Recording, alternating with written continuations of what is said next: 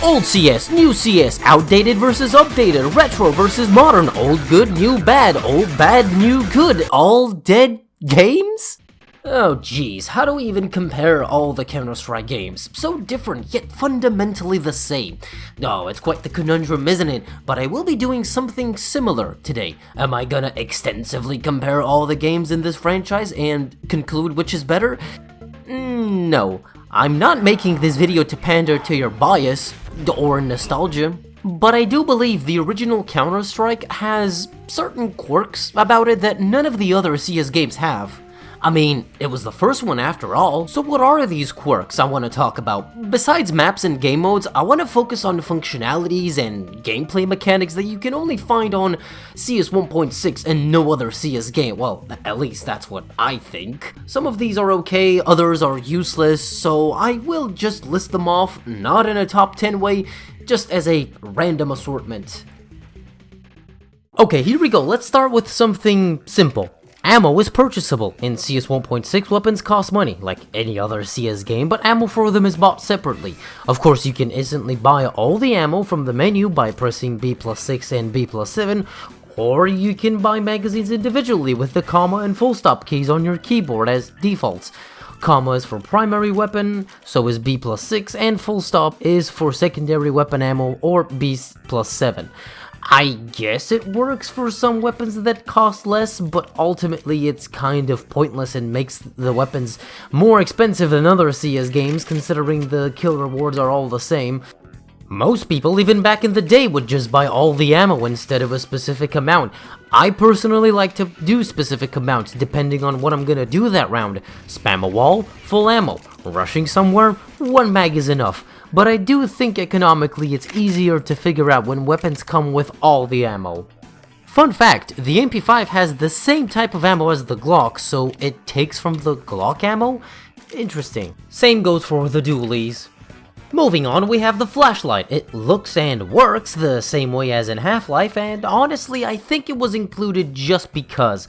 I mean, it's not like the game is that dark, just turn up the brightness. Even with a CRT monitor, the game can be bright enough. The flashlight just always seemed like a useless feature included for the heck of it. It was always used just as a spam tool. Nobody has ever found actual use for it. Worst case scenario, you're just giving away your position by turning it on. Well, okay, actually, maybe for use. I guess certain parts of Nuke are very dark, or maybe certain maps, but that's not enough of an excuse.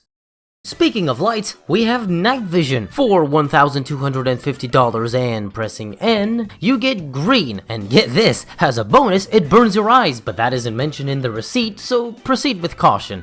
I mean, why do they even exist? I did already mention the flashlight isn't much useful, but taking it a step further with night vision, maybe it was supposed to have some sort of purpose while the game was still being developed, but I cannot for the life of me ever figure out what kind of function these might have had. This isn't Splinter Cell or Metal Gear Solid, this is Counter-Strike, part of Russia's cultural heritage.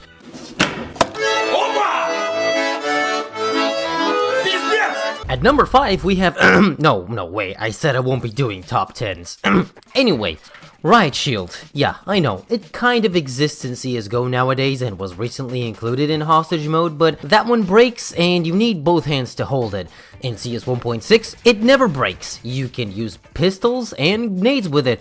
By the way, I really like how you use your mouth when throwing nades. Also, dual Berettas are the only pistol that doesn't work with the shield for obvious reasons. Oh, also, for some reason, you cannot have the USP silenced while using the shield. I don't know why. The shield is kind of OP in a way, but mostly just annoying because you end up staring down your opponent with nothing happening, like a game of whack-a-mole of who peeks first. That's why most servers even have it banned. So despite the shield being a cool idea, it doesn't really fit in, and also you can't really make it work in this game.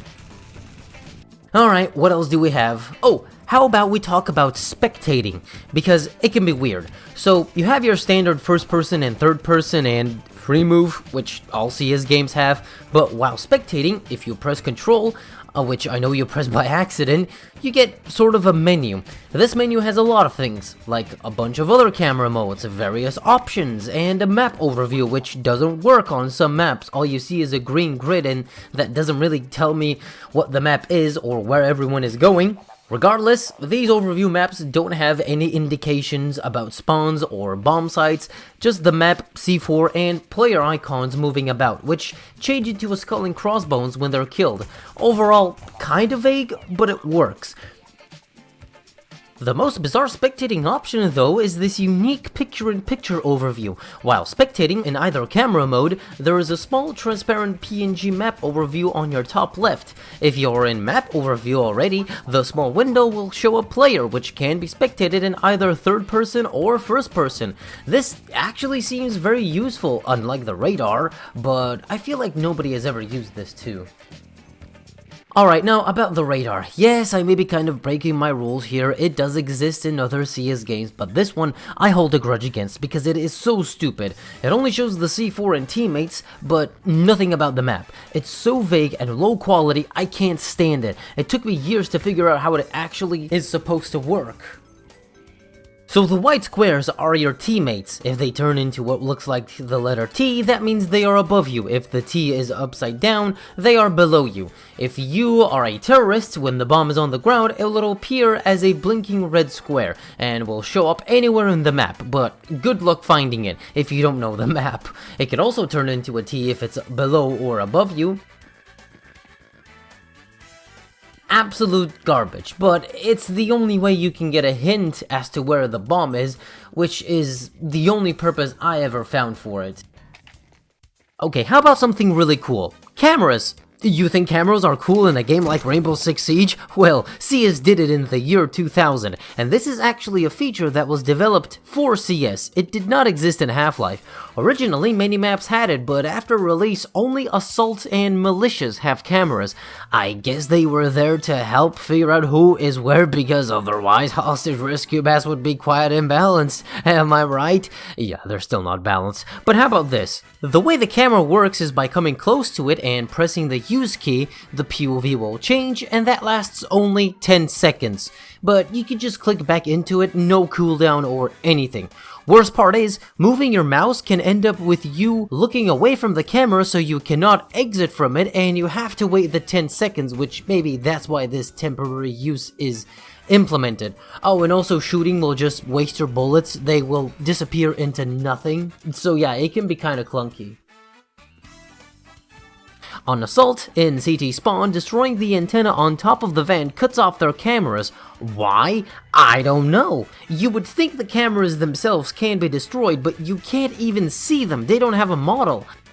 On Militia, there are 5 cameras, which can be used primarily by the Ts, but they're not very conveniently placed.